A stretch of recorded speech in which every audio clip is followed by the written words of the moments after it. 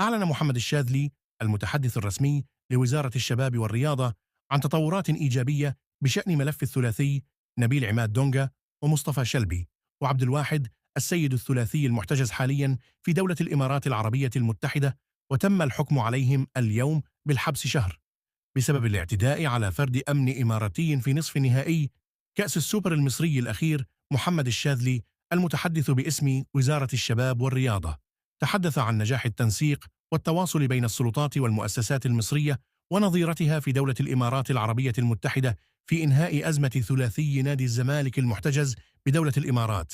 وبناء على هذا التنسيق تم انتهاء الأزمة وعودة اللاعبين إلى الأراضي المصرية خلال الساعات القادمة، وذلك في إطار من الاحترام الكامل للأطر القانونية وارتكازا على العلاقات التاريخية التي تربط الدولتين الشقيقتين مصر والإمارات. يستعد الفريق الأول لكرة القدم